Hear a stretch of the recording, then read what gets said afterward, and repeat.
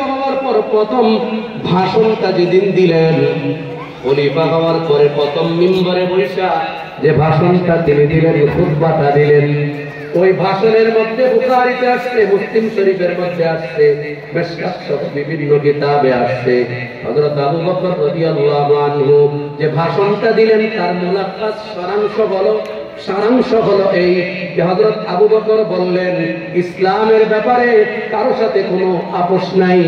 ইসলামের বেলায় যদি কেউ আমাদের সহযোগিতা করে, এরা আমাদের ভাই, এদের সাথে আমরা মিলে যাব, এদের সাথে আসি।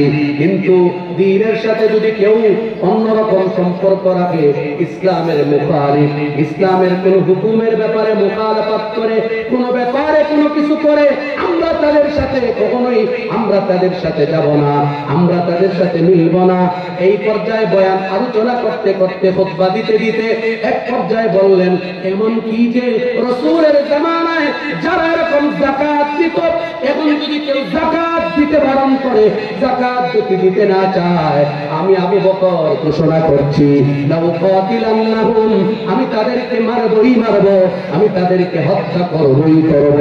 এমন কি আবু বকর বললেন, যদি রাসূলের জামানায় যাকাত দেওয়ার সময় প্রাণী যাকাত হিসাবে দিত, যদি ওই প্রাণী যাকাতের প্রাণীর সাথে ওই সময় তারা রশি দিত, রশি করে যদি তারা রশি দিতেও বারণ করে, রশি দিতেও যদি তারা অস্বীকৃতি জানায়, তাহলে আমি আবু বকর আমি তার সাথে জিহাদ করব, খতমতে তারি করব।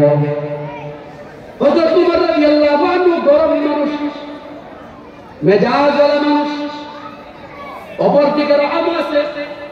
হযরত উমর বললেন, আবু বকর আমিরুল মুমিনিন, আপনি কি বলতেছেন, এটা কি করে সম্ভব?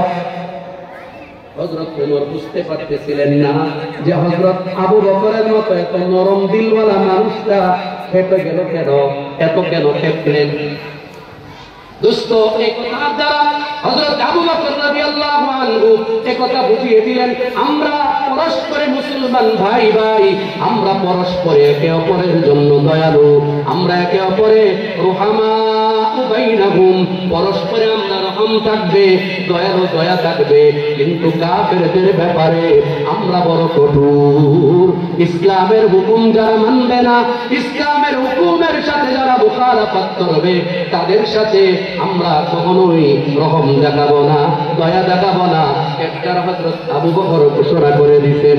এই ঘোষণার পরে কিছু মানুষ এমন হয়েছিল যারা আল্লাহ রাসূলের ইন্তেকালের পরে কিছু মানুষ ইসলাম থেকে খারিজ হয়েছিল।